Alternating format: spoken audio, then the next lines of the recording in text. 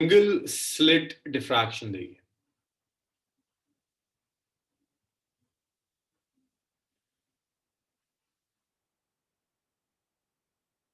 Single slit diffraction.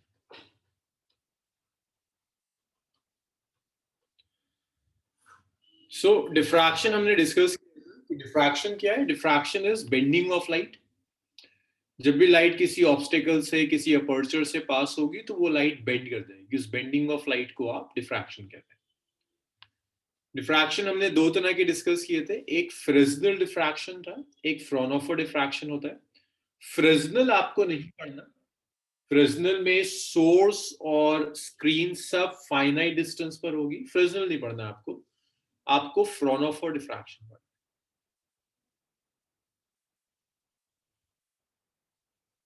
Fraunhofer diffraction means source, slit, screen सब infinite separation पर है। Like source और slit infinite separation पर है, स्लिट और स्क्रीन इनफाइनाइट सेपरेशन पर है, सारी क्वांटिटीज इनफाइनाइट सेपरेशन पर है। इसे कहते हैं आप सिंगल स्लिट डिफ्रैक्शन और फ्राउनहोफर डिफ्रैक्शन। तो जैसे आपने एक सोर्स ली,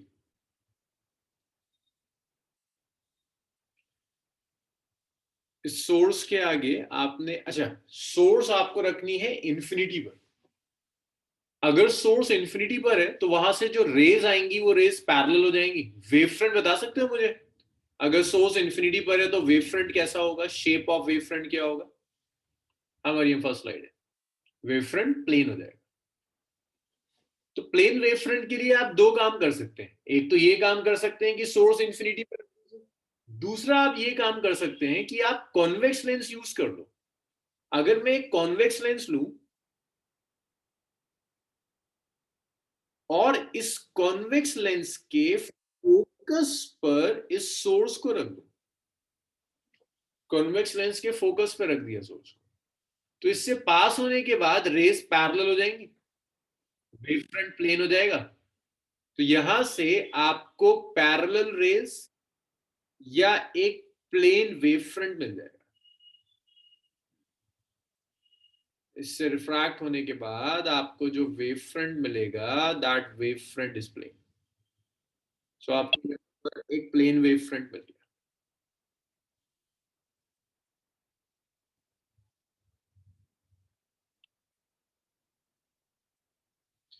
ये आपका plane wave front A B है। मैं फिर से रिपीट कर रहा हूं, इस प्लेन वेव फ्रंट को ऑब्टेन करने के लिए आप दो काम कर सकते हैं। एक आप कर सकते हैं कि सोर्स को इंफिनिटी पे रख दीजिए, तब भी प्लेन वेव फ्रंट मिलेगा, रेस पैरेलल हो जाएंगी। दूसरा काम आप ये कर सकते हैं कि कॉन्वेक्स लेंस से फाइनाइट डिस्टेंस के ऊपर आप सोर्स को रख दीजिए। फाइनाइट डिस्टेंस पर आप सोर्स रखेंगे तब भी यही होगा, वेव फ्रंट प्लेन मिल जाएगा। अब यहां पर आपने स्लिट रखी हुई है, जस्ट सिंगल स्लिट।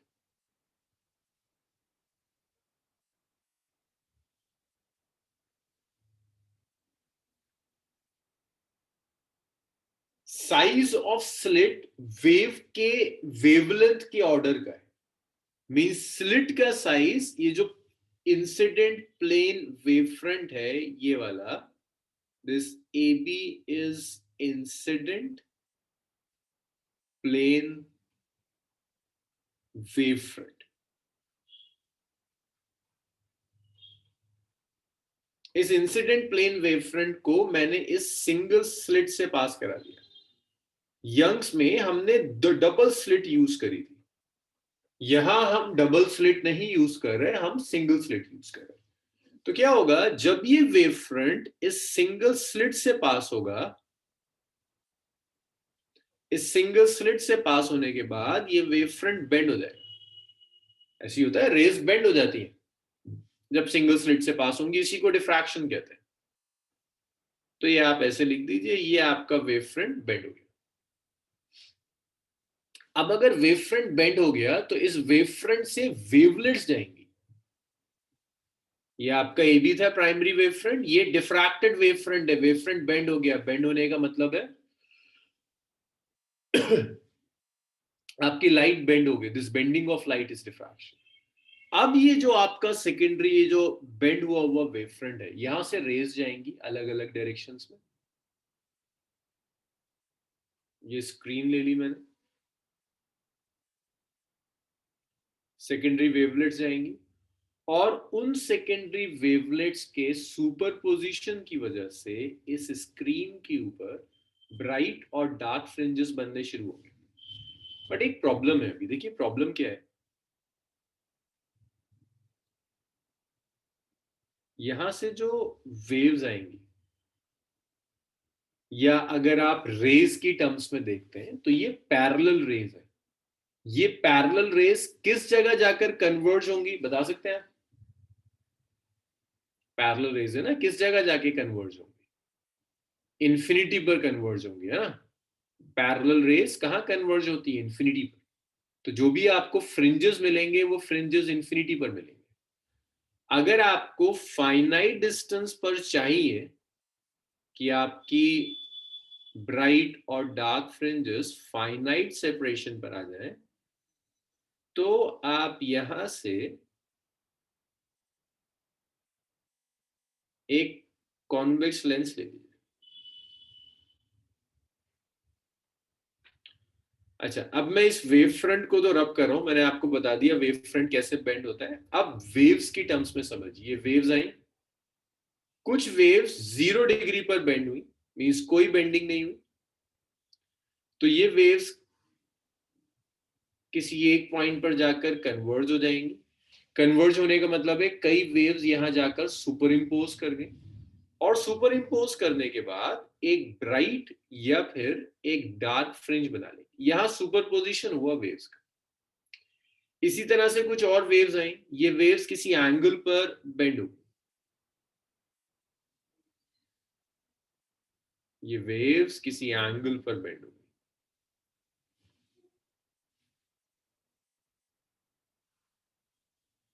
ये वेव्स बेंड हुई।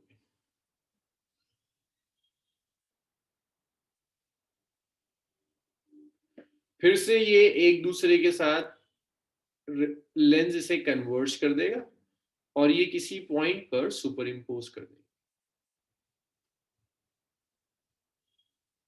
देखिए ये ड्रॉ तो मैं बिल्कुल ऐसे कर रहा हूं जैसे हम रेस करते थे, बट एक्चुअल में ये रेस नहीं है, ये वेव्स है। ये वेव्स जा रही हैं जो किसी जाकर कन्वर्ज हो रही है। तो यहां पर भी कोई फ्रिंज मिलेगा, यहां बेसिकली सुपरपोजिशन हो रहा है वेव्स का,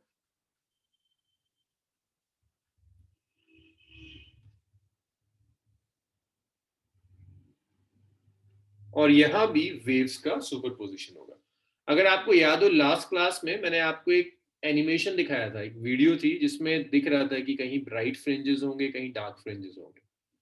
सो ये जो मैं आपको दिखा रहा हूं, ये वही ब्राइट और डार्क फ्रिंजेस है। बस हमने डिसाइड नहीं किया कि किस पोजीशन पर ब्राइट और किस पर डार्क आएगा। ये जो सेंटर पे बनता है, इसे आप कहते हैं सेंट्रल मैक्सिमा। कुछ याद है आप लोगों को लास्ट एनिमेशन जो दिखाया था, कि उस एनिमेशन में सेंट्रल मैक्सिमा और बाकी सारे मैक्सिमा की विड्थ सेम थी या डिफरेंट थी?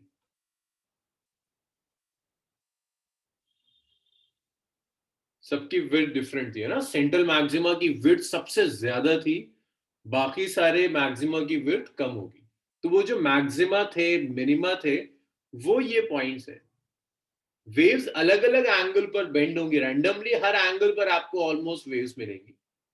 मैं ये नहीं बता सकता कि इससे पास होने के बाद 20 डिग्री पर ही बेंड होगी या 25 डिग्री पर। 0 से 180 कहीं तक बेंड हो सकती है।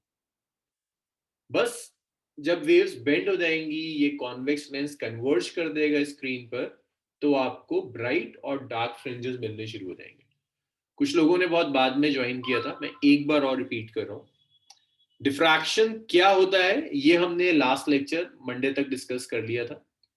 हम फ्रॉनहोफर डिफ्रैक्शन पढ़ रहे हैं, जिसमें स्लिट और स्क्रीन और सोर्स के बीच में डिस्टेंस इनफाइनाइट होता है। इनफाइनाइट डिस्टेंस का मतलब है जो रेज आएंगी वो रेज पैरेलल होंगी, वेव फ्रंट जो आएगा वो वेव फ्रंट प्लेन होगा। बस तो मैं एक बार रिपीट कर दूं, फिर मैं आपके डाउट्स लेता हूं। ये सोर्स है, ये कॉन्वेक्स लेंस है। सोर्स को आपने कॉन्वेक्स लेंस के फोकस पे ले लिया, तो इससे फायदा ये होगा कि जो रेस निकलेंगी वो रेस पैरेलल हो जाएंगी, वेव फ्रंट प्लेन हो जाएगा। फ्रॉनहोफर के लिए प्लेन वेव फ्रंट चाहिए।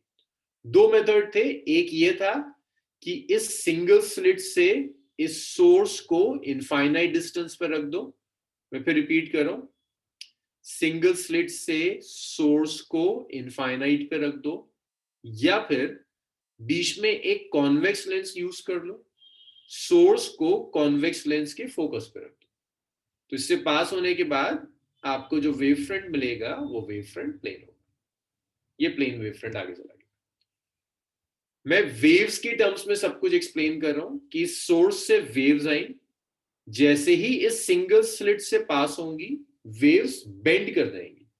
कुछ वेव्स आई जो 0 डिग्री पर बेंड हुई, कुछ वेव्स आई जो ज्यादा डिग्री पर बेंड हुई, और बेंडिंग की वजह से ये वेव्स सुपर इम्पोज कर गई। सुपर इम्पोज करने के बाद यहां फ्रिंजेस मिलने शुरू हो जाएंगे, ब्राइट और डार्क फ्रिंजेस।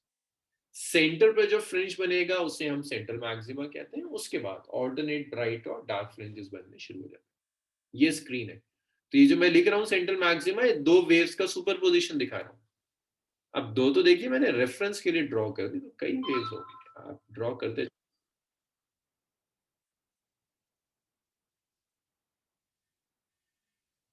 चलिए अब डाउट्स बताना शुरू कीजिए। नहीं समझ में आया तो फिर से बताइए, एक बार और एक्सप्लेन कर देता हूँ। सारा खेल इस डायग्राम का, आगे जो कुछ भी हम करेंगे। तौहीद का क्वेश्चन है, स्लिट के मिडिल में से लाइट बेंड क्यों हो रही है? डिफ्रैक्शन तो कॉर्नर से होता है। जी तौहीद, ये जो स्लिट है ना, इसका साइज वेव, इस वे जो आपने वेव फ्रंट लिया है, वेव फ्रंट के कंपेरेबल है। तो बेसिकली यहाँ हो क्या रहा है, ये वेव फ्रंट बेंड हो रहा है अलग अलग एंगल्स पर। और जब वेव फ्रंट बेंड हो जाएगा तो ये अलग अलग एंगल्स पर वेवलेट्स भेजेगा। ये वेवलेट्स हैं जो जाकर सुपर इम्पोज कर रहे हैं। एक सिंगल वेव की बात कर रहा हूं मैं, कई वेव्स नहीं ले रहा, एक सिंगल वेव है, वो सिंगल वेव जाकर बेंड हो रही है। ये वेवलेट्स है जो हम ड्रॉ करके दिखा रहे हैं। इसका आउटपुट कैसे आएगा खदीजा? आउटपुट यही है कि स्क्रीन है, ये स्क्रीन आपको नजर आएगी। इस स्क्रीन के ऊपर आपको दिखेगा कि कहीं ब्राइट स्पॉट होगा, कहीं डार्क स्पॉट होगा। ये आउटपुट है इसका। मैंने शायद दिखाया भी था लास्ट क्लास में। सनाउट सेकंड वाला कॉन्वेक्स लेंस, जी जी सनाउट सेकंड वाला भी मैं एक बार और दिखा देता हूँ। इतना लिख लीजिए फिर स्टार्ट करते हैं। तो कुछ लोगों को प्रॉब्लम है, तो मैं एक बार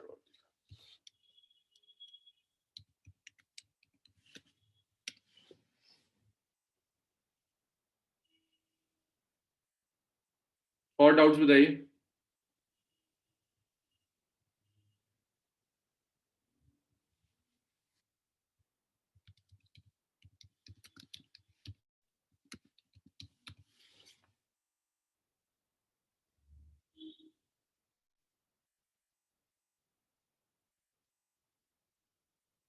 एक मिनट सर, बस मैं अभी दिखाता हूँ ये।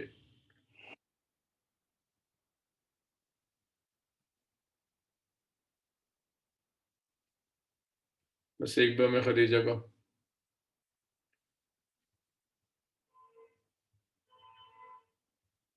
भाई ये जो मैं मैक्सिमा और मिनिमा दिखा रहा हूँ ना, ये मैक्सिमा एंड मिनिमा बेसिकली ये है, ये है सेंट्रल मैक्सिमा।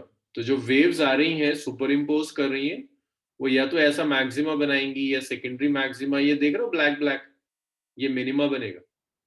तो हम सेंटर पर ये सेंट्रल मैक्सिमा होगा और उसके बाद सेकेंडरी मैक्सिमास और मिनिमा बनते चले जाएंगे।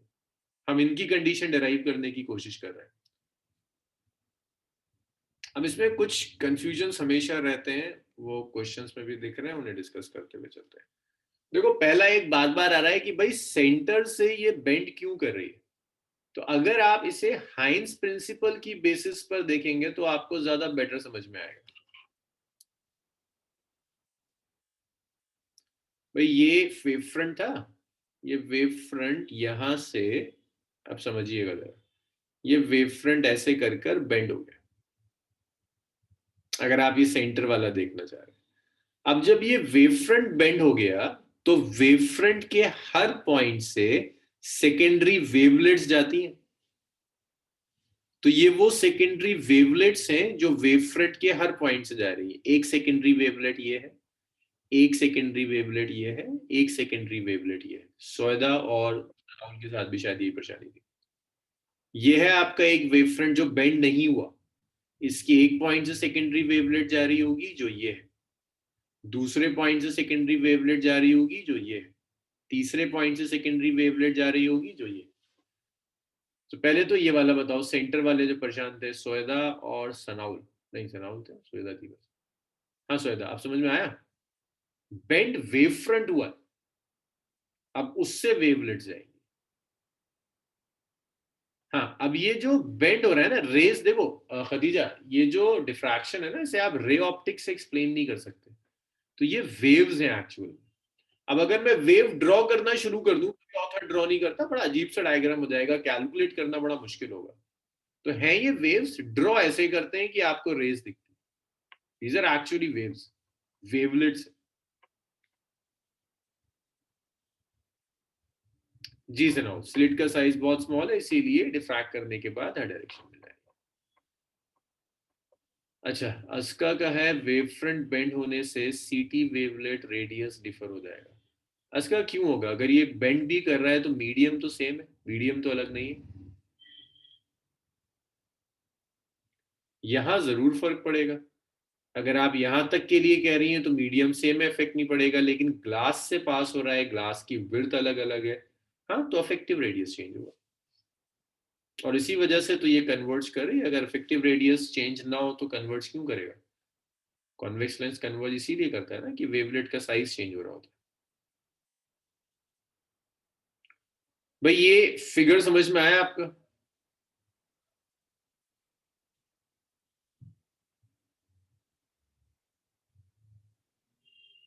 उसका मुझे एक बार बताओ, सेकंड वेव फ्रंट से क्या मतलब है आपका? सेकेंडरी?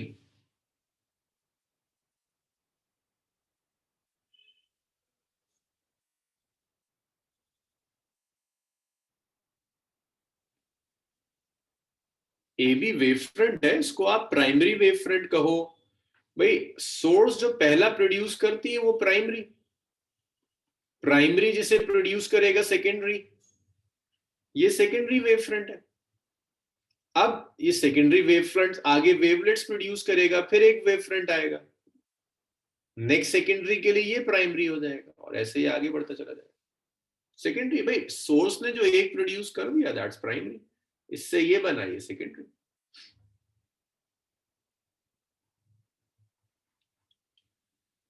अच्छा, अब आपको कुछ कैलकुलेशंस करनी है, इसमें ज्यादा कैलकुलेशंस नहीं है, इंटरफेरेंस की तरह बहुत डिटेल में डिफ्रैक्शन नहीं होता। आपको सिर्फ ये चाहिए कि ए, इसको मैं कुछ कहता हूं A1, कोई और कलर यूज कर, इस पॉइंट को आप A1 कह दीजिए, इस पॉइंट को आप B1 कह दीजिए।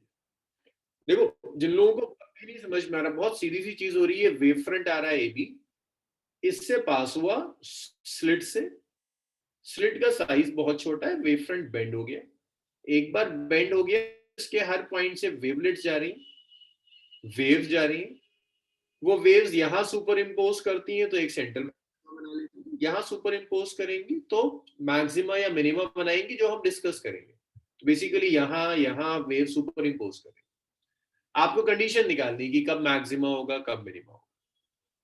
अब A1 से भी वेव जा रही है इस P पॉइंट पर, B1 से भी वेव जा रही हैं P पॉइंट पर, ये वेव्स मान लीजिए वेव फ्रंट कुछ थीटा एंगल पर बेंड हो गया है। अब ये जो भी वेव्स हैं, ये जिस डायरेक्शन में वेव ट्रैवल कर रही है वो वेव फ्रंट के परपेंडिकुलर होता है। सिखाया था कि अगर आपका एक वेव फ्रंट है तो रेज या वेव्स परपेंडिकुलर होंगी। सो अगर ये थीटा, तो ये भी थीटा होगा, ये भी थीटा जाएगा, ये भी थीटा जाएगा। ये वेव फ्रंट है ना, ये सब वेव फ्रंट पे परपेंडिकुलर है। अगर वेव में ऐसा है कि एक लाइन ऐसी थी और ये परपेंडिकुलर था, अगर इस लाइन को मैं हॉरिजॉन्टल के साथ थीटा पर बेंड कर दूं तो ये जितने भी इस पर नॉर्मल हैं ये भी थीटा के साथ बेंड कर जाएंगे। तो वही मैं यूज कर रहा हूँ, वेव फ्रंट थीटा से बेंड हुआ तो ये सब थीटा से बेंड हुआ। अब A1 से P तक वेव जा रही है, B1 से P तक वेव जा रही है, पार्ट डिफरेंस क्या होगा? B1P minus A1P। ये भी आपको इंटरफेरेंस में सिखाया था मैंने सेकंड मेथड में, कि पार्ट डिफरेंस के लिए आप नॉर्मल ड्रॉप कर दीजिए। ये जो B1N आएगा, ये B1N एक्चुअली में पार्ट डिफरेंस है, B1N एक्चुअल में पार्ट डिफरेंस है। So B1N is path difference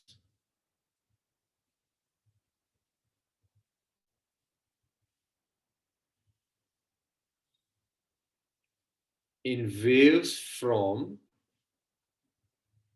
A1 and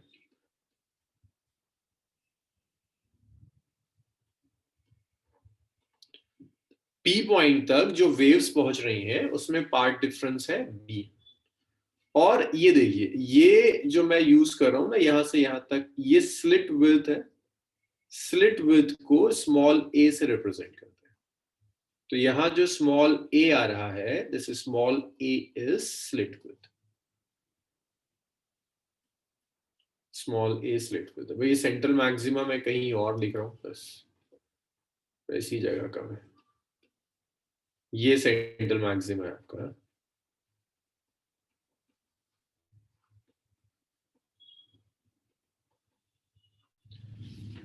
अच्छा, अब अगर मैं ये ट्राइंगल कंसीडर करूं, in triangle A1 N B1, इस ट्राइंगल में आप लिख सकते हैं साइन थीटा जो होगा।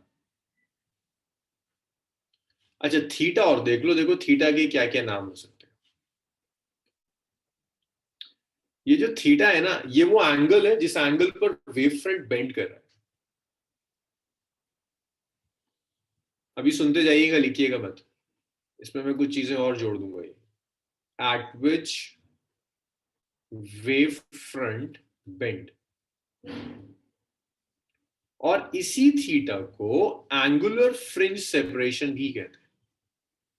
इस ही थीटा को आप एंगुलर फ्रिंज सेपरेशन भी कहते हैं। यही थीटा है जिसे आप कहते हैं एंगुलर फ्रिंज सेपरेशन। तो देखो, एंगुलर फ्रिंज सेपरेशन का क्या मतलब है? पी पॉइंट है तो फ्रिंज सेपरेशन कुछ और होगा, एंगल कुछ और होगा। अगर मैं पॉइंट यहां ले जाऊं, मुझे बताओगे थीटा पर क्या इफेक्ट पड़ेगा? सेम रहेगा, इंक्रीज हो जाएगा, डिक्रीज हो जाएगा? मैं कहता हूं ये वाला फ्रिंज है, इसके लिए चाहिए मुझे कितना बेंड हो रहा है। भाई आंसर सबके देखें ताकि मुझे अंदाजा हो कि आपको समझ में आ रहा है या कुछ नहीं आके दे रहा। चलो, वेरी गुड। थीटा इंक्रीज हो जाएगा ना, बढ़ जाएगा। जब ऊपर लेके जाऊंगा तो थीटा बढ़ेगा, और ऊपर लेके जाऊंगा तो थीटा और बढ़ेगा, थीटा बढ़ता चला जाएगा। अब अलग अलग फ्रिंजेस के लिए एंगुलर फ्रिंज सेपरेशन अलग अलग होगा, तो उसके लिए ना मैं यहां थीटा एन लिख देता हूं, angular fringe separation for nth fringe.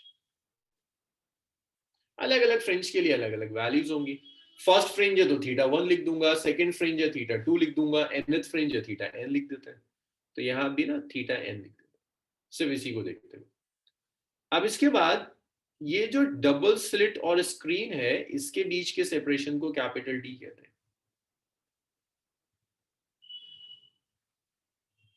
Separation between single slit and screen. Single slit और स्क्रीन के बीच का जो सेपरेशन होगा, नहीं साहब 90 नहीं हो सकता, मतलब ऐसे नहीं हो सकता कि ऊपर चला जाएगा, थीटा होगा एक्यूट एंगल। सिंगल स्लिट और स्क्रीन के बीच का सेपरेशन इज कैपिटल डी। तो देखो यहां तुम्हें सिर्फ एक चीज कैलकुलेट करनी है, and that is the part difference B N.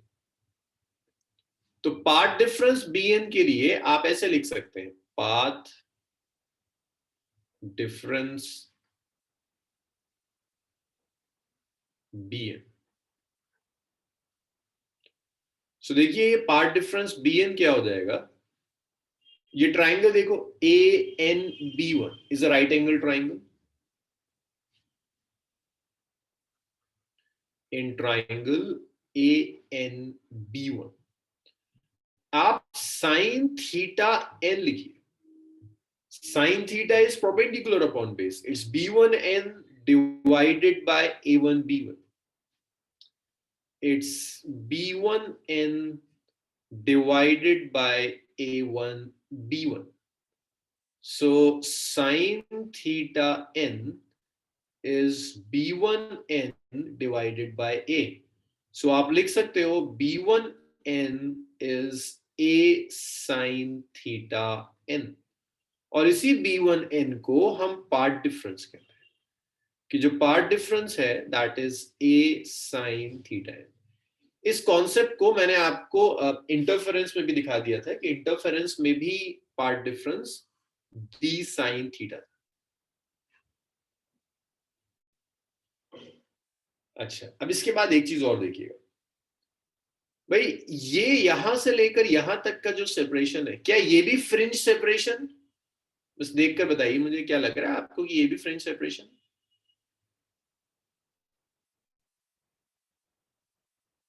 कैसा फ्रिंज सेपरेशन लग रहा है? देखो, जितने ज्यादा लोग आंसर्स दोगे ना, मेरे समझ में आएगा कि आप, अब मुझे लग रहा है 8-10 बच्चों के आंसर्स आए, नहीं आया समझ में। फ्रिंज सेपरेशन है ना, देखो ये सेंट्रल से लेकर जो भी nth फ्रिंज है यहां तक का सेपरेशन, फ्रिंज सेपरेशन लीनियर है लेंथ की टर्म्स में। जो काम ये एंगल थीटा कर रहा है ना, देखो भाई, एक तो थीटा के नीचे में n लिख रहा हूं, ठीक है, सबस्क्रिप्ट में n, थीटा इंटू n मत कर देना इसे, ये बता रहा है nth फ्रिंज का। तो जो काम ये थीटा कर रहा है एंगल में, थीटा क्या बता रहा है, फ्रिंज कितने दूर है। सीधा बहुत सिंपल लैंग्वेज में थीटा क्या बता रहा है, थीटा बता रहा है सेंट्रल से फ्रिंज कितने दूर है एंगल की टर्म्स में। वाई भी तो वही काम बता रहा है लेंथ की टर्म्स में, कि फ्रिंज से, सेंटर से ये फ्रिंज कितनी दूरी पर, लीनियर सेपरेशन। सो अगर आप थोड़ा सा क्लैरिटी के साथ देखें तो इसको आप कुछ लिख सकते हैं, ये O1 है, ये O2 है और ये P है। In triangle O1 O2 P, O1 O2 right angle triangle है, साइन थीटा आप कैलकुलेट कर सकते, टैन थीटा ले सकते हैं परपेंडिकुलर अपॉन बेस। तो यहां पर टैन थीटा n आ जाएगा। देखिए टैन थीटा कितना आएगा, टैन थीटा आएगा perpendicular which is yn, base which is capital D, it's yn by capital D। तो एक ये रिलेशन आ गया। यहां से आप लीनियर सेपरेशन निकाल सकते हैं अगर आप एंगुलर सेपरेशन जानते हैं। तो yn मैं लिख देता हूं, it's linear fringe separation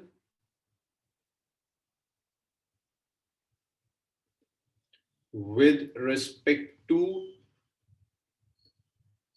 central maximum। सो यहां से ना आपको एंगुलर और लीनियर फ्रिंज सेपरेशन में रिलेशन दिख गया है कि अच्छा एंगुलर और लीनियर को ऐसे कनेक्ट कर सकते हैं।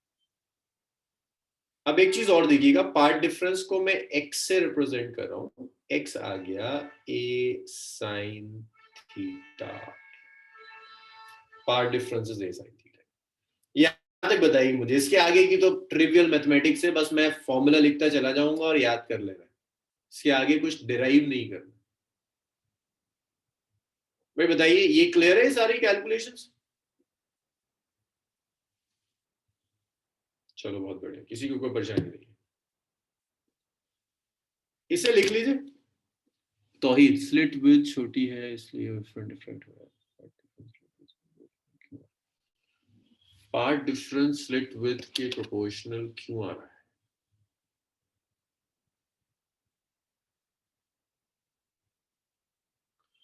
तौहीद हमेशा, अच्छा एक बात बताओ,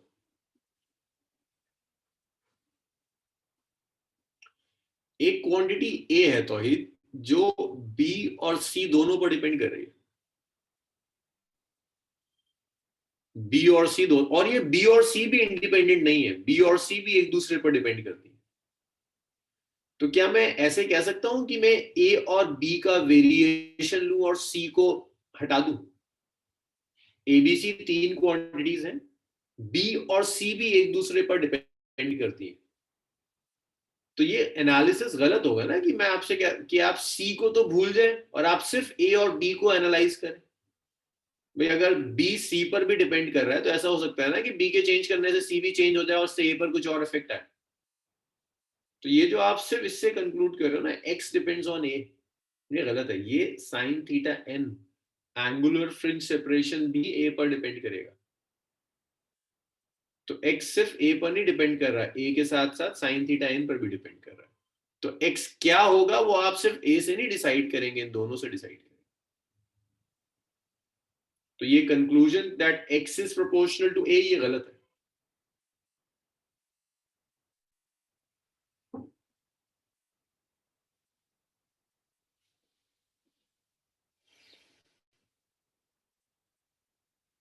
एक्स बेसिकली डिपेंड करेगा, पार्ट डिफरेंस जो होगा वो डिपेंड करेगा फेज डिफरेंस कितना था, जैसे इंटरफेरेंस में हो रहा था।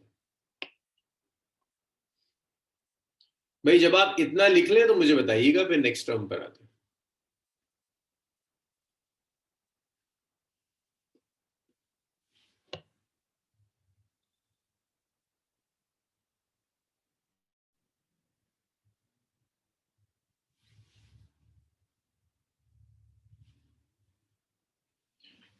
भाई फाइनल क्या हुआ तुम्हारे बोर्ड एग्जाम्स का? फेब में है या नहीं है? फेब मार्च में क्या अपडेट है? मैंने कुछ दिनों से देखा ही नहीं।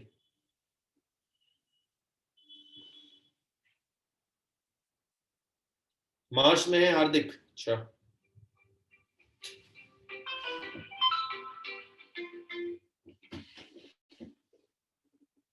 अच्छा, नीतीश कल पता चलेगा। लिखिए उसमें लिखिए। वही गैप्स के भरोसे कुछ मत छोड़ के जाना।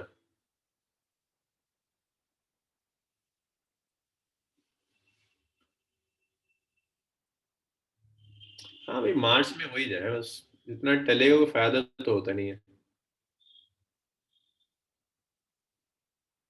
अच्छा जैन में प्री बोर्ड्स है, फिर तो मार्च में हो जाएगा। हो जाए मार्च में, तुम्हें क्या परेशानी है? तुम्हारा ऑलमोस्ट सब कंप्लीट हो चुका है, वेव ऑप्टिक्स खत्म हो जाएगा, 30% सिलेबस कम कर दिया, अब क्या डरना बोर्ड से। और जितने जल्दी होकर खत्म हो उतना अच्छा है। अच्छा सुनाओ, स्कोर करो प्री बोर्ड्स में अच्छा। हमारी तरफ से तो खत्म है चीजें ऑलमोस्ट। चलिए ये सब ने लिख लिया ना, चलो अब नेक्स्ट देखो। सो कंडीशन ऑफ,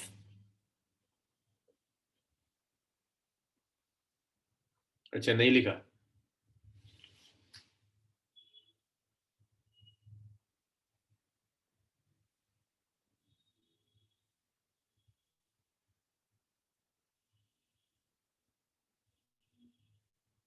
जोएब हो जाए तो बताइएगा।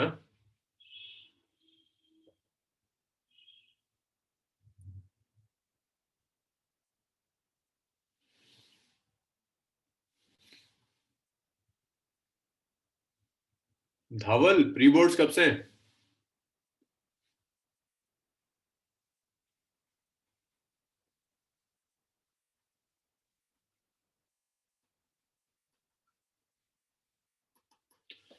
Condition of nth secondary minima. तो देखो एनएच सेकेंडरी मिनिमा की कंडीशन क्या है, जो पाथ डिफरेंस होगा ना,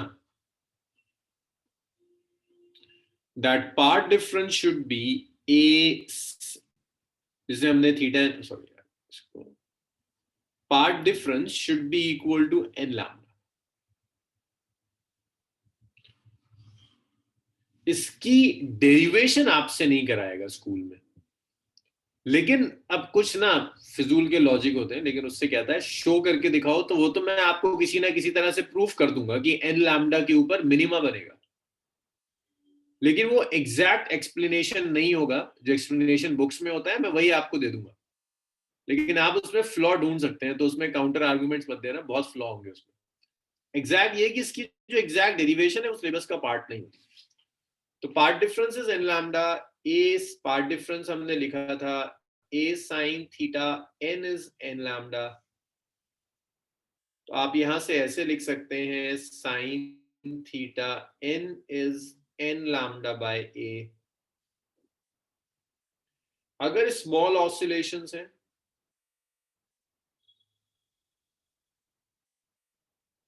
अगर ऑसिलेशन स्मॉल है तो आप लिख सकते हैं कि sine theta n almost theta n की इक्वल होगा oscillation small angle approximation.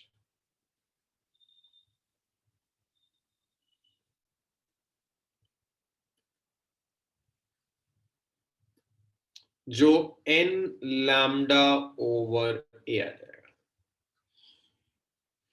N याद रखिएगा एन 1 से स्टार्ट होता है।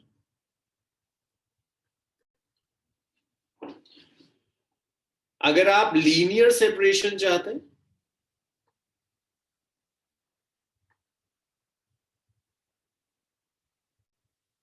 अगर आप चाहते हैं लीनियर फ्रिंज सेपरेशन कैलकुलेट करना, तो आप ऐसे लिख सकते हैं tan theta n is equal to क्या था expression y n by d। So अगर आपको tan थीटा n यहां से मिल जाए तो आप निकाल सकते हो y n by d निकाल सकते हो। यहां भी अगर मैं आपसे कहता हूं स्मॉल एंगल अप्रोक्सीमेशन यूज कीजिए, सो tan theta n small angle approximation में ऑलमोस्ट थीटा n के इक्वल होगा which is yn by d। मैं इक्वेशंस के नाम दे रहा हूं, ये first equation, second equation, third equation, fourth equation, fifth. अब देखिए अगर मैं थीटा एन थर्ड से फिफ्थ में रख दूं, क्योंकि स्मॉल एंगल अप्रोक्सीमेशन में तो साइन थीटा और टैन थीटा इक्वल हो गया, तो अगर मैं थर्ड को उठाकर फिफ्थ में रख दूं तो ये आ जाएगा N lambda by A is Y N by D, Y N आ जाएगा N lambda capital D by N lambda capital D by A. ये आपका लीनियर फ्रिंज सेपरेशन आ जाएगा। बट याद रखिएगा ये तभी वैलिड है जब स्मॉल एंगल अप्रोक्सीमेशन वैलिड होगा।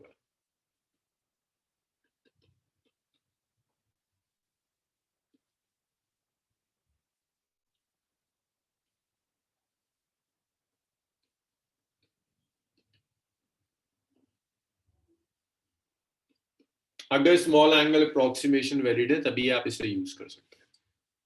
हाँ भाई बताइए मुझे, यहां तक क्लियर है सबका?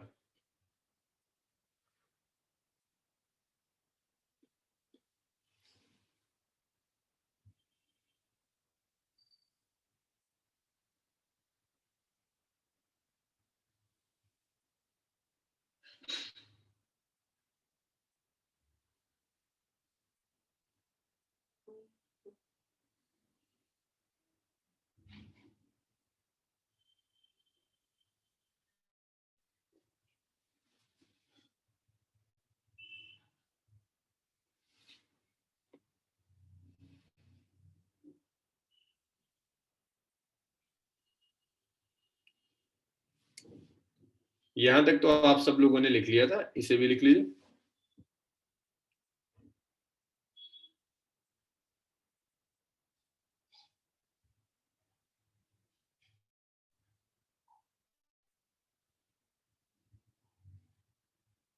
हो गया? नीतीश, हार्दिक, वाह, नगमा,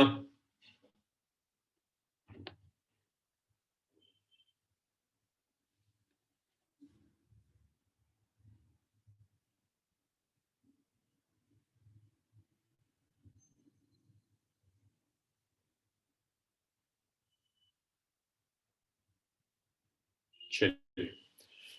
अच्छा अब यहां से ना एक थ्योरेटिकल क्वेश्चन आता है। अच्छा एक चीज और बताना मुझे, अगर मैं आपसे कहता हूं मुझे फर्स्ट ब्राइट फ्रिंज चाहिए, मैं इसको नेक्स्ट स्लाइड पे आ रहा हूं, यहां तक लिख लिया ना सबने? नेक्स्ट स्लाइड पे रहूं?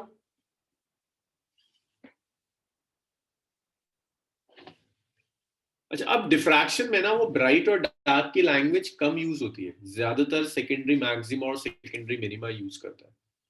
तो अगर कहता है फर्स्ट सेकेंडरी मिनिमा है, तो फर्स्ट सेकेंडरी मिनिमा के लिए n1 हो जाएगा। तो साइन थीटा 1, देखिए ये था ना, sign theta n is n lambda by n की जगह 1 रख दीजिए, sine theta 1 is lambda by. जब आप सेकेंड सेकेंडरी मिनिमा लेंगे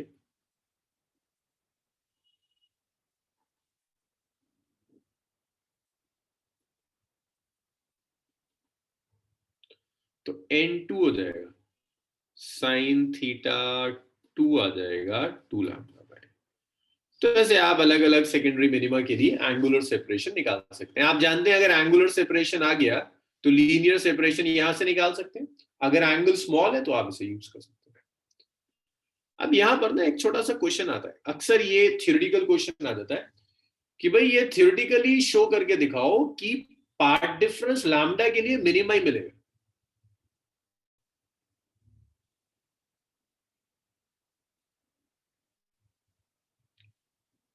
तो explain why path difference of lambda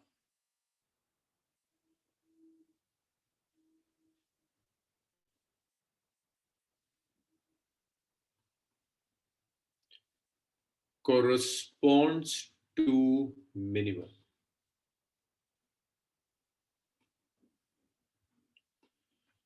हाँ, वजाहत अक्सर होगा, लेकिन ए पर भी डिपेंड करता है यार। अगर ए मैंने आपको दे दिया 10⁻⁻⁶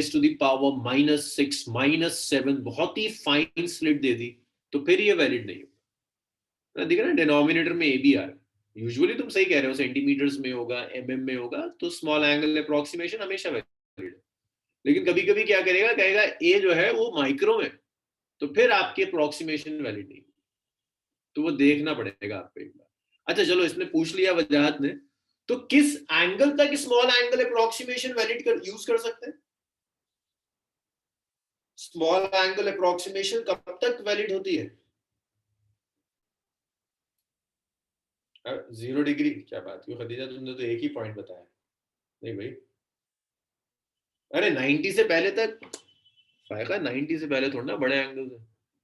सुनो सुनो सुनो सुनो सुनो सुनो सुनो सुनो सुनो, अरे नहीं, स्मॉल, इसे लिख लो, इसका वेव से कोई लेना देना नहीं है।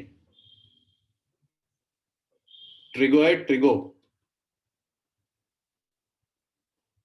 is valid till theta is less than or equal to radian corresponds to 15 degree. 15 degree के कोरस्पॉन्ड 15 डिग्री तक, लेकिन जब भी आप स्मॉल एंगल अप्रोक्सीमेशन लोगे तो रेडियन में लोगे, डिग्री में नहीं। अबे ये मत कर देना sine 15 degree is almost equal to 15 degree, sine में 1 से बड़ा आता ही नहीं है, तो ये मत कर देना कहीं। रेडियन, इसको पाई बाय 180 से मल्टीप्लाई करो तो ये ऑलमोस्ट 15 पाई बाय 180 आएगा। तो यहां तक वैलिड है, 15 डिग्री तक, 15 के बाद नहीं यूज कर सकते। और वहां भी डिग्री मत लिख देना ऐसे कि साइन 15 डिग्री इज 15, साइन तो 1 से ऊपर होता ही नहीं है, इसे रेडियन में कन्वर्ट करना तब जाकर आएगा ये। तो 15 डिग्री तक वैलिड होता है लगभग। तो खैर मैं ये तो फिजूल की चीज पे पहुंच गया। ये देखो, explain why part difference of lambda corresponding to minima. अब इसका जो मैं एक्सप्लेनेशन दे रहा हूं, ये वो एक्सप्लेनेशन है जो एनसीईआरटी ने दिया हुआ है। अब इसमें बहुत फ्लॉज हैं, आपके हो सकता है कई काउंटर आर्ग्यूमेंट्स हो जिसका मेरे पास कोई जवाब ना हो, क्योंकि मैंने इसकी डेरिवेशन नहीं है सिलेबस में। तो इसको एक्सप्लेन करने के लिए वो कहता है, मान लो एक स्लिट है, ए सी कर एक स्लिट है, सिंगल स्लिट। तो मैं पूरा स्लिट ही बना देता हूँ।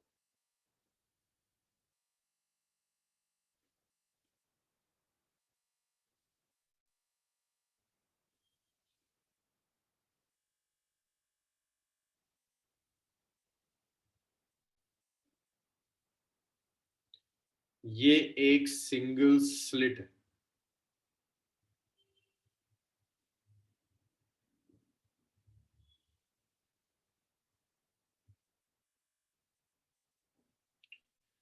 और ये स्क्रीन है।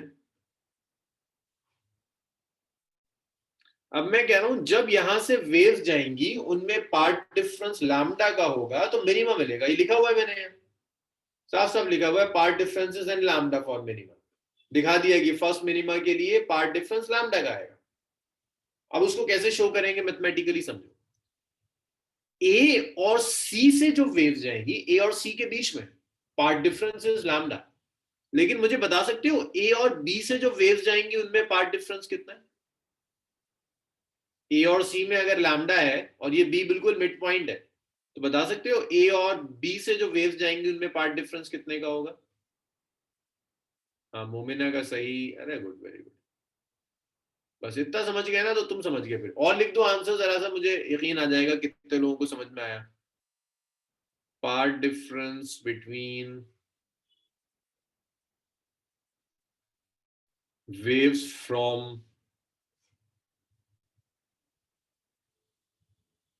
A and B is lambda by 2, क्योंकि A और C से लैम्डा है। इसको लिख भी दे, ये तो गिवन है कि लैम्डा है। A और C से path difference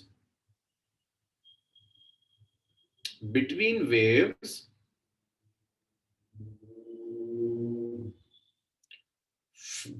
from A and C is lambda. ये तो दिया हुआ है। तो जब मिड पॉइंट पर ले लोगे तो पार्ट डिफरेंस कितना होगा? Lambda by 2। इसका मतलब है कि ऊपर वाला जो हाफ है ना, अगर टोटल स्लिट विद ए थी तो ये a बाई 2 हो गया, ये a बाई 2। तो ऊपर और नीचे वाले हाफ से जो वेव जाएंगी उनमें पार्ट डिफरेंस लैम्डा बाई 2 का होगा, ए और बी के बीच में। यहां एक पॉइंट लो तो एक कोरस्पॉन्डिंग पॉइंट नीचे मिल जाएगा जिसमें पार्ट डिफरेंस लैम्डा बाई 2 का होगा। So path difference between corresponding points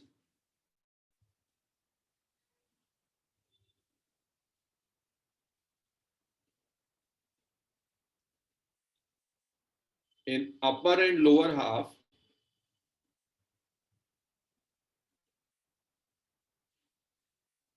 is lambda by 2। अगर पार्ट डिफरेंस लैम्डा बाई 2 का है तो फेज डिफरेंस किसी को याद है? पार्ट डिफरेंस लैम्डा बाई 2 के लिए फेज डिफरेंस कितना आता है? फेज डिफरेंस आ जाएगा path difference by lambda multiplied by 2 pi. Pi का फेज डिफरेंस है। फेज डिफरेंस ऐसे तो निकालते थे path difference by lambda into 2 pi. Phase difference आ गया पाई का।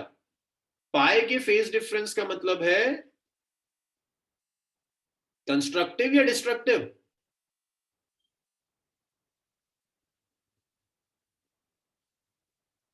योगेश और धावल कोई जवाब नहीं आ रहा है। Upper and lower part will have phase difference of pi। ये धावल इतना लेजी हो गया है बैठे बैठे कि इससे टाइप भी नहीं होता है।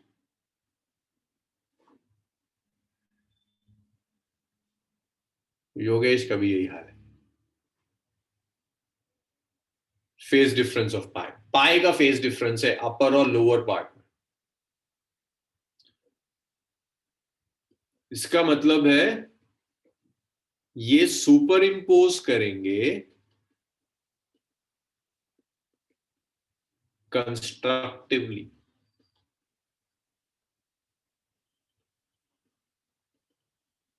कंस्ट्रक्टिवली सुपर इंपोज कर देंगे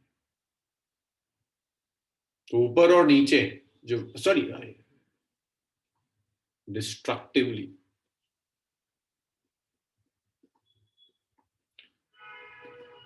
डिस्ट्रक्टिवली रिजल्ट, और जब डिस्ट्रक्टिव करेंगे तो क्या मिलेगा? Resulting in minimum. अब देखिए, इसमें अगर मुझसे कोई पूछ ले कि इसे 3 पार्ट्स में क्यों नहीं डिवाइड किया, तो मेरे पास कोई जवाब नहीं है। अब 2 में डिवाइड करने का रीजन सिर्फ ये है कि भाई 2 से मैं आपको प्रूफ करके दिखा सकता हूं कि डार्क फ्रिंज या मिनिमा मिलेगा। 3 से मैं प्रूफ नहीं कर पाऊंगा, इसीलिए नहीं है। मतलब ये एग्जैक्ट एक्सप्लेनेशन नहीं होता, लेकिन जब डेरिवेशन नहीं है तो इसी को यूज कर लेते हैं, और ये आपसे एग्जाम में भी पूछ लेता है। भाई क्लियर हुआ ये?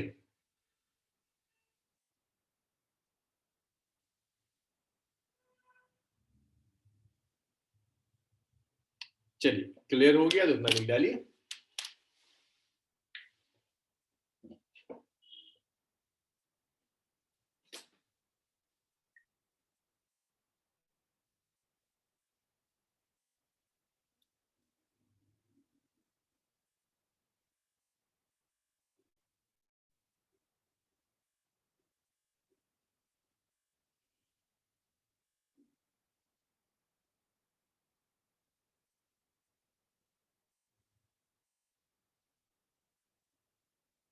ओके, लिखिए।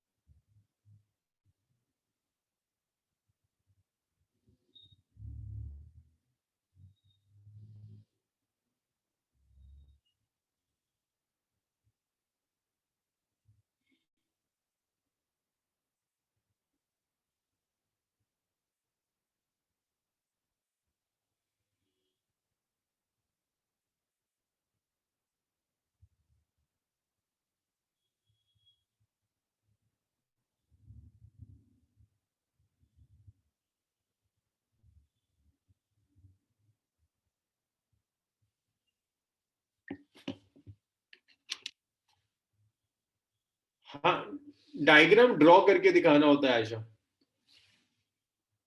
डायग्राम ड्रॉ करके दिखाना होता है, गिवन नहीं होता। गिवन तो बच्चे बस इतना होता है।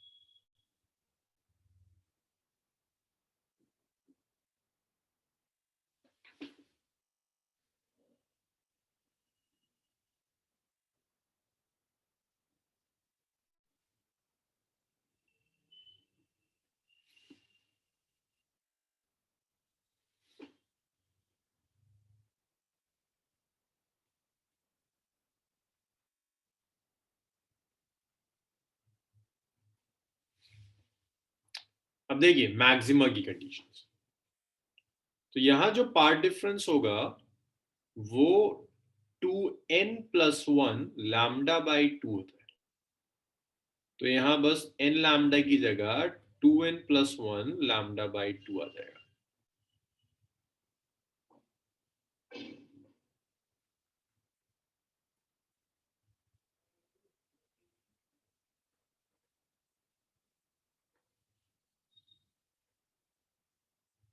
टू एन प्लस वन λ/2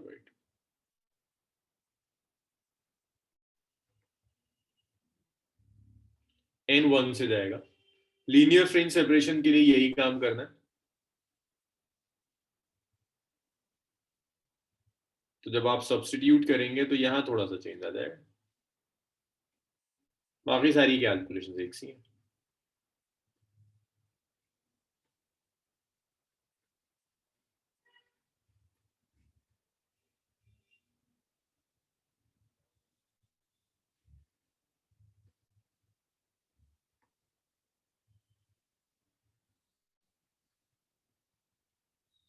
ये एक्सप्रेशन आ जाएगा। फर्स्ट सेकेंडरी मैक्सिमा के लिए n1 रख दीजिए। अब देखिए जब आप यहां n1 रखेंगे 2 × 1 + 1 3 हो जाएगा। तो इसे आप लिख दीजिए 3 λ/2।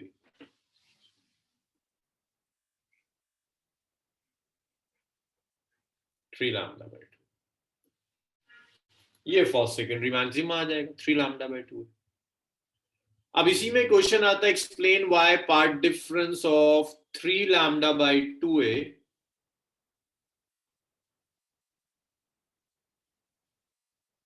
correspond to maximum।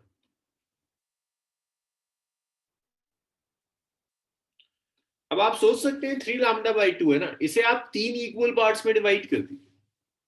अब आप 2 की जगह अपनी स्लिट को 3 इक्वल पार्ट्स में डिवाइड कर दीजिए।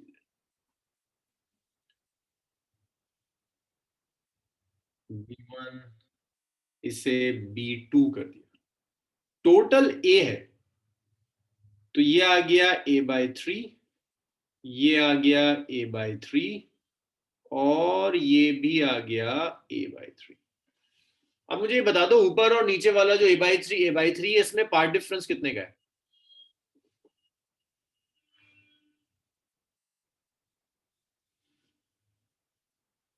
ऊपर और नीचे वाला जो 1/3 है इसमें पार्ट डिफरेंस कितने का है?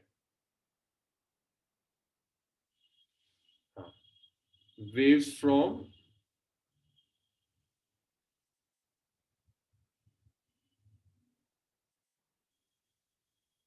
बिल्कुल A and B1 is λ/2. Similarly, from B1 and B2 is λ/2। तो A और B1 के बीच में जो पार्ट डिफरेंस है वो λ/2 का है। B1 और B2 के बीच में जो पार्ट डिफरेंस है वो पार्ट डिफरेंस λ/2 का है। ये पार्ट डिफरेंस है। So part difference between corresponding points in upper and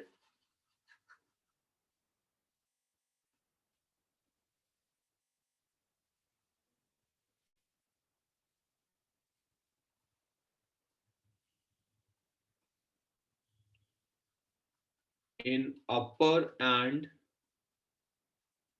lower portion is λ/2। तो phase difference pi का होगा।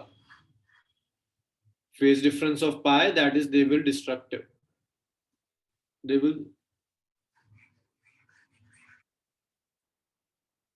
superimpose destructive। तो देखो जरा, आपने जो स्लिट थी उसे 3 इक्वल पार्ट्स में डिवाइड कर दिया। ये वाला पार्ट और इसके नीचे वाला पार्ट, यहां से जो वेव्स आएंगी ये एक दूसरे के साथ डिस्ट्रक्टिवली सुपर इम्पोज करेंगी तो कैंसिल कर देंगी। बचेगा क्या? सिर्फ यही तो बचेगा। ये तो किसी से कैंसिल नहीं हो रहा, तो आपको कुछ इंटेंसिटी दिख जाएगी जिसे आप कह देते हैं फर्स्ट सेकेंडरी मैक्सिमम। ऊपर और नीचे वाले पार्ट से जो वेव जा रही है वो तो एक दूसरे को कैंसिल कर रही है, सिर्फ जो लोवेस्ट पार्ट है वहां से वेव रह जाएगी। So wave from lowest part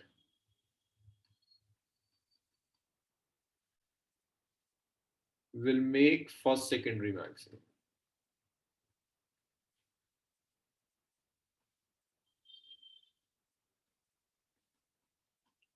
first secondary maximum. तो लोवेस्ट पार्ट में जो वेव्स होंगी वो फर्स्ट सेकेंडरी मैक्सिमम बनाएंगी, ऊपर वाली वेव्स एक दूसरे को कैंसिल कर देंगी।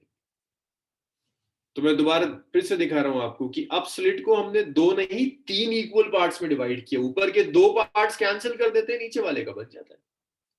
वजह n=0 सेंट्रल मैक्सिमा के कोरस्पॉन्डिंग है। तो यहां मैंने लिखवाया भी था कि n, सॉरी लास्ट स्लाइड में लिखवाया था कि n 0 से नहीं 1 से स्टार्ट होता है। n=0 is central maxima, secondary maxima n=1 से स्टार्ट होता है। इतना लिख लीजिए। और इसमें जो डाउट्स है मुझे बताइए, इसके बाद तो कैलकुलेशंस है, बस कुछ न्यूमेरिकल्स करवाना है।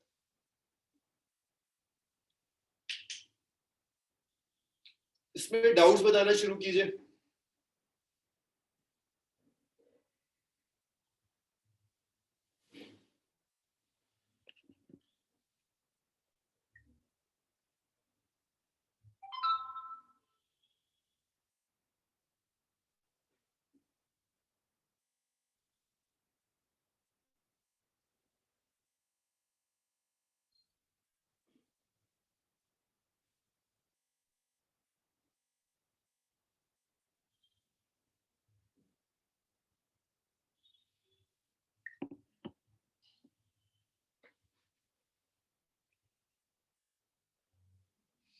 अलीजा जरा पलट के देखो इंटरफेरेंस में कि फेज डिफरेंस पाई के लिए वेव्स कैसे तो कराया था, पाई ही तो डिस्ट्रक्टिव का होता है।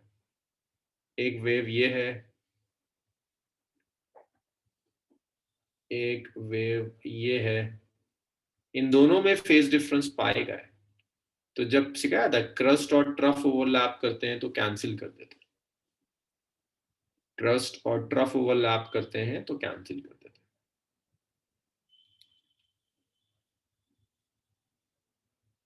तो डिस्ट्रक्टिव के लिए वेरिएबल होना जरूरी नहीं है। डिस्ट्रक्टिव के लिए फेज डिफरेंस था पाई, 3 पाई, 5 पाई, 7 पाई। कंस्ट्रक्टिव के लिए था फेज डिफरेंस पाई, 2 पाई, 4 पाई। अलमास इस पे कंडीशंस इंटरफेरेंस के ऑपोजिट क्यों है? अलमास इसकी डेरिवेशन नहीं करा पाया मैं, वरना मैं आपको दिखाता क्यों आ रही है। अगर आप लॉजिकली कोई बहुत एग्जैक्ट वन लाइन आंसर नहीं है कि मैं आपको एक वन लाइन आंसर दे दूंगी इसलिए इंटरफेरेंस से ऑपोजिट है। एक रीजन ये है कि इंटरफेरेंस में दो अलग अलग सोर्सेस से आकर वेव सुपर इम्पोज करती है।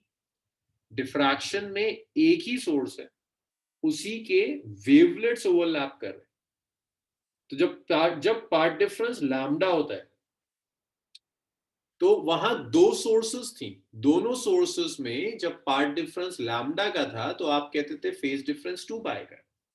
लेकिन यहां पर जब मैं कह रहा हूं पार्ट डिफरेंस लैम्डा का है, इसका मतलब आपने अपनी सोर्स को दो इक्वल पार्ट्स में डिवाइड किया हुआ है। जो दो वेव्स सुपर इम्पोज करेंगी वहां पार्ट डिफरेंस लैम्डा बाई 2 का है। मेजर डिफरेंस है वहां दो सोर्सेस थी जिनकी वेव सुपर इम्पोज कर रही थी, यहां एक सोर्स अमीन 2n-1 lambda by 2 and lambda differ गया है। बहुत डिफरेंस है अमीन। एक तो ये कि डिफ्रैक्शन में कभी 2n-1 आता ही नहीं है, दोबारा सुन लीजिए, डिफ्रैक्शन में कभी भी 2n-1 आता ही नहीं है। 2n-1 इंटरफेरेंस में आ सकता था। इंटरफेरेंस में अगर आप 2n-1 लिखते तो आप लिखते n आपका 1 से स्टार्ट होता है, जो मैं यूज करता हूं। आपके पास इंटरफेरेंस में एक चॉइस और थी, आप 2n+1 ले सकते थे, तब आपका n 0 से स्टार्ट होता। ये फर्क है अभी। डिफ्रैक्शन में चॉइस ही नहीं है कि आप 2n-1 ले लें, it's always 2n+1 and n will start from.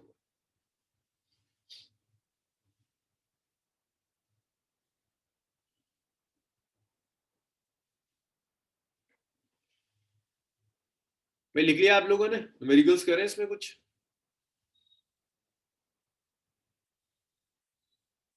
इसे लिखिए, न्यूमेरिकल्स देखते हैं। हाँ लिखिए लिखिए लिखिए लिखिए।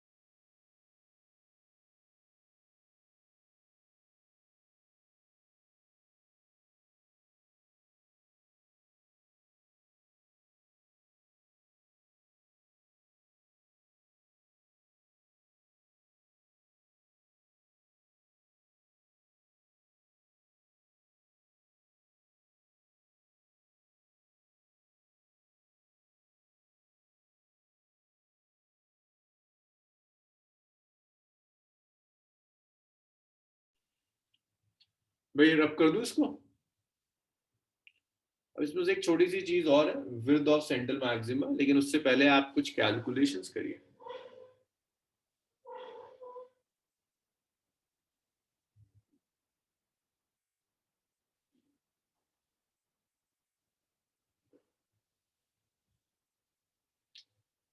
फिगर भी बनाना है जोया।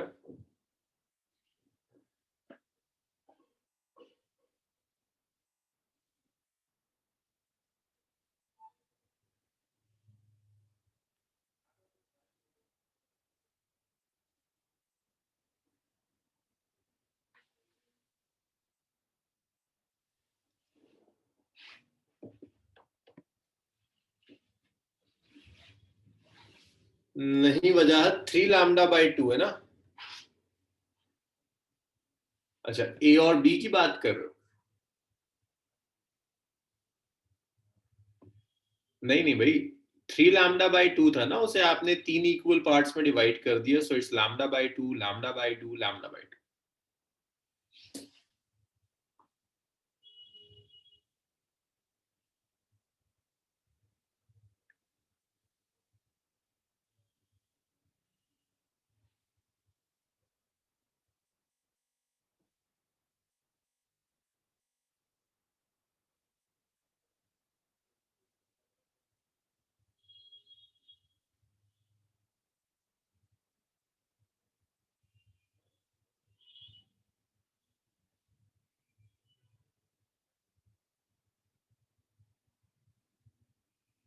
चलिए ये भी लिख लिया, इसे लिखिए फिर न्यूमेरिकल्स करते हैं।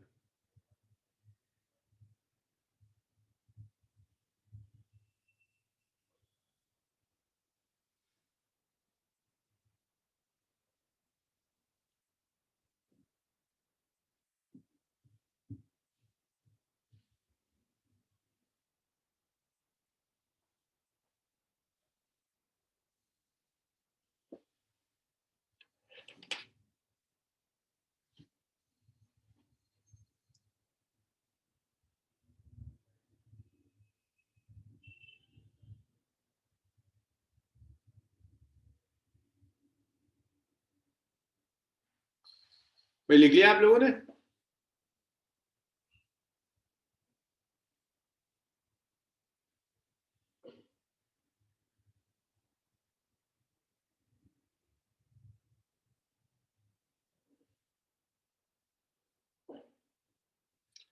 हाँ वजाहत देखो, 3 इक्वल पार्ट्स में डिवाइड हुआ, ये वाला और ये वाला डिस्ट्रक्टिवली सुपर इम्पोज कर दिया, खत्म कर दिया, ये तो बच गया।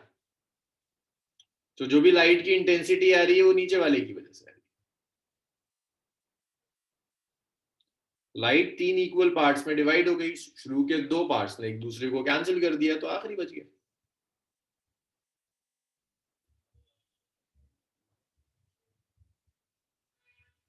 नेक्स्ट देखिए, इसके बाद नेक्स्ट क्वेश्चन है, कुछ क्वेश्चंस लिखिए।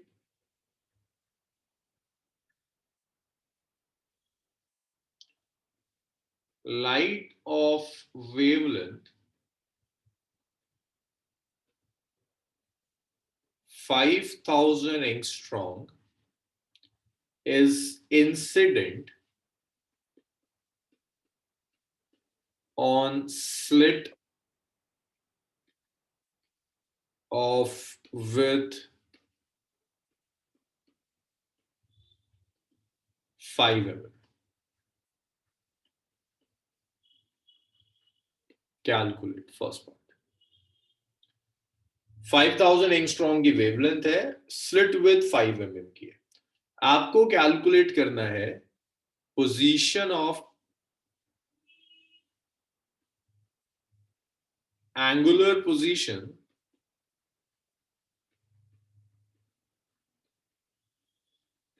ऑफ फर्स्ट सेकेंडरी मिनिमा, फिर चाहिए angular position of first secondary maxima, तीसरा एंगुलर पोजीशन, नॉट एंगुलर, अब लीनियर कैलकुलेट करते हैं, लीनियर पोजीशन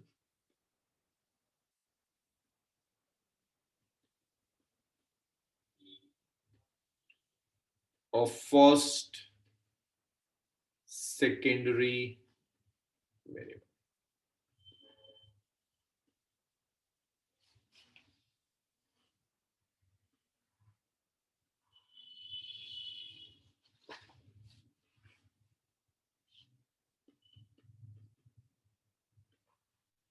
तो ये जो वेवलेंथ है that is 5000 into 10 raise to the power -10, तो lambda is 5 into 10 raise to the power -7। अच्छा, और डी की भी जरूरत पड़ेगी, डी मान लो इट्स 2 मीटर। लैम्डा गिवन है, स्लिट विड्थ दी हुई है 5 mm, 5 into 10 raised to the power minus 3 meter. That's slit width. That's first part. Angular position of first secondary minima.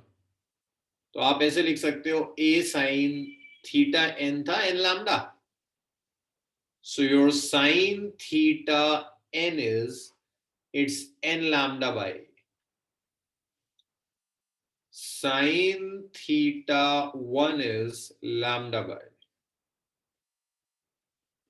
5 into 10 raised to the power minus 7. A is 5 into 10 raised to power minus 3 gets cancelled out. So देखिए आपका sin theta 1 आया 10 raised to the power minus 4. That's sin theta 1. अब अगर sin theta 1 आ गया तो it's almost equal to theta 1, which is 10 raised to the power minus 4. Small angle approximation. बस ये ख्याल रखना कि ये रेडियन में है। भाई यहाँ बताओ इसमें कोई प्रॉब्लम? तो सीधा फॉर्मूला बेस्ड है, इसके बाद घुमाएंगे वो चीजों। यहां तक क्लियर है?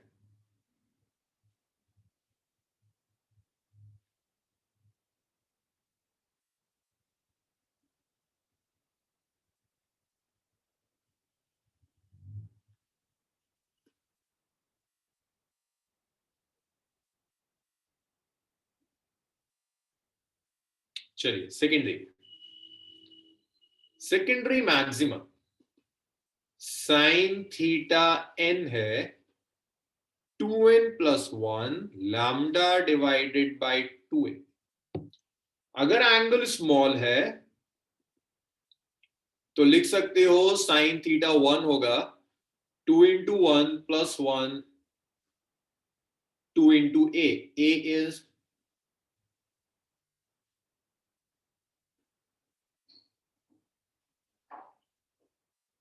2 into a रख देते हैं, ये आया 3 लैम्डा ओवर 2a. वैल्यू रखना शुरू करो यार। देखो लैम्डा कितना है 5 into 10 raised to the power minus 7. a है 5 into 10 raised to the power minus 3 gets cancelled out. 3 by 2 is 1.5 into 10 raised to the power minus 4 radian. That's sin theta.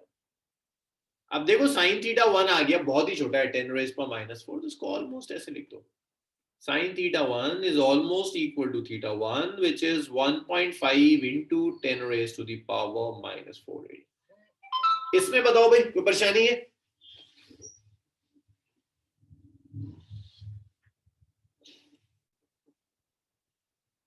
अरे भाई यहां तक बताओ, कोई डाउट, कोई परेशानी?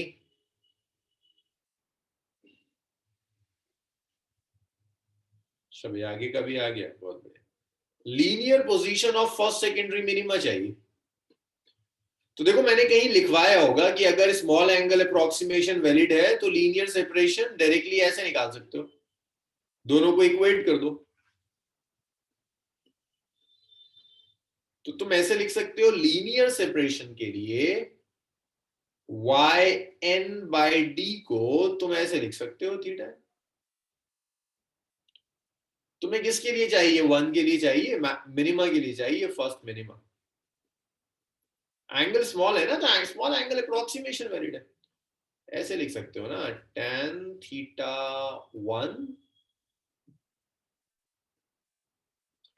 is approximately equal to theta n, which is yn by d. तो जब आप n equal to 1 रखेंगे तो ये आएगा theta 1 is y1 by d. Theta 1 is 1.5 into 10 raised to the power minus 4. It's y1 by d. d आया था 2, d2 लिखा था ना यार। So the linear separation is 1.5 into 10 raised to power minus 4 into 2. So y1 is 3 into 10 raised to the power minus 4. In 3 parts में मुझे बता दीजिए अगर किसी को कोई डाउट है। नहीं है तो फिर हम आगे बढ़े।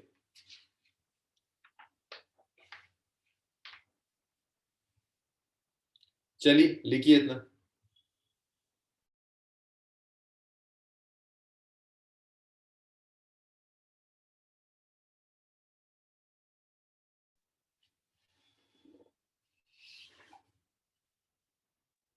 हाँ मिनिमा बोला ना, तो सेकेंडरी मिनिमा यही तो था, ए साइन। अच्छा अच्छा अच्छा अच्छा, अरे तो मैक्सिमा निकाल दिया, इसे मैक्सिमा कर लो यार।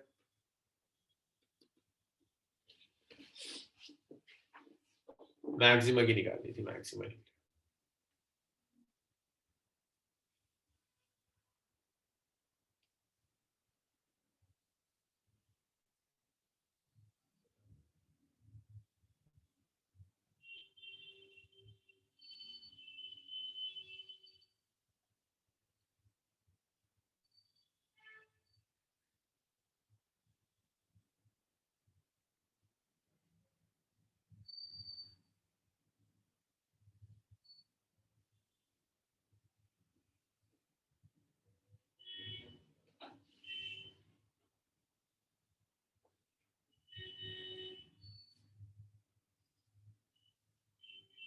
भाई हुआ इतना?